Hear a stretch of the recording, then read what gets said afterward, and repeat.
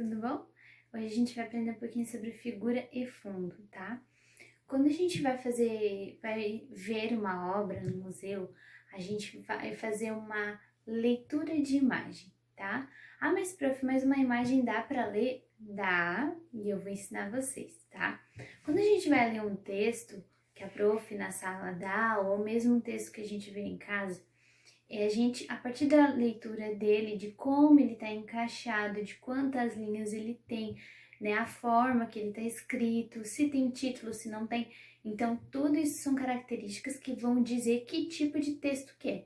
Por exemplo, assim, uma poesia, uma música, uma carta. Então, tem vários tipos de texto que dá para vocês aprender a identificar. A leitura de imagem é a mesma coisa, tá? Quando a gente vai ler uma imagem, a gente vai ver uma imagem ou uma obra de arte no museu, a gente vai pegar todas as características que tem.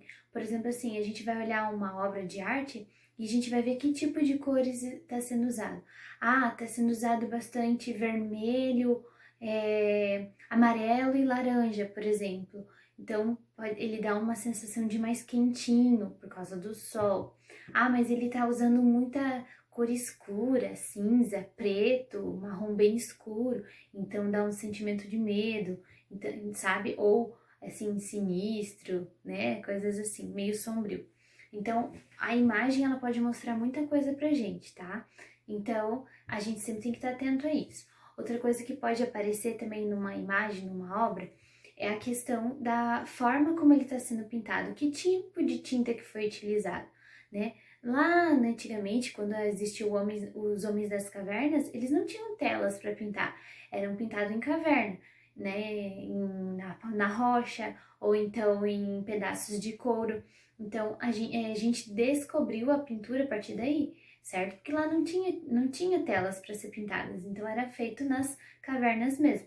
Então, daí, conforme foi vindo, o homem foi modificando, né? Aí foi vivendo de uma forma diferente, daí bem mais tarde, muito mais tarde, começou a criar-se as telas de pintura, né?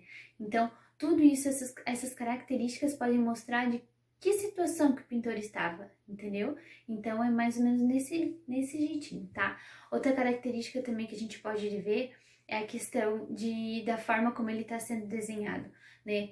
Então, assim, tem artista que pinta o corpo do bonequinho, né? Mas não pinta rosto, porque ele não gosta. Então, se você vê um boneco daquele jeito, você já vai identificar que aquele é artista. Por exemplo, que nem Picasso. Picasso, ele pinta tudo trocado. Lembra que a prof falou que é o nariz pra cá, uma orelha pra cá, um olho pra cá, um olho aqui em cima, um olho aqui embaixo, tudo quebradinho. Parece que um vidro bateu e ficou cada parte pra um ladinho. Então, você vendo uma obra dessa, você já vai identificar quem foi que pintou. Então, por isso que a gente tem que fazer a leitura de imagem, porque é a partir das características da imagem que a gente vai identificar quem que pintou, certo? Mas prof, por que tu tá falando de figura e fundo? Porque é a partir da figura e do fundo da obra que a gente vai conseguir fazer a leitura de imagem, certo? Então, vamos lá. Aqui a prof colocou duas obras pra gente fazer, tá? Tá um pouquinho longe, mas eu vou mandar para vocês depois. Essa aqui de cima é de Cândido Portinari, perdão. É uma obra bem colorida, né? Tem bastante cores, então a gente já pode ver que a forma dele de pintar é com bastante cores, né? O que seria a figura? A figura é sempre aquela imagem que você olha primeiro. Ou seja, a primeira coisa que quando você bateu o olho aqui, o que você viu? Esse morro aqui, certo? Então essa aqui é a parte da figura. O que fica atrás do morro é o fundo, tá? A mesma coisa aqui embaixo. Aqui nós temos várias pessoas, tá? Com cestos nas mãos, com um instrumento musical e atrás nós temos casinhas. Então, as figuras são essas pessoas que estão aqui na frente. A primeira coisa que a gente olha, tá? Quando a gente olha a gravura, ó, pá, olhou? Primeiro é as pessoas que estão aqui. E aí depois lá no fundo tem as casinhas, tá? Por que a gente olha isso? Porque para diferenciar as situações que tá acontecendo. Que nem aqui é uma cidade, né? Aqui tem várias pessoas, tem um homem aqui parado, tem crianças brincando e tal.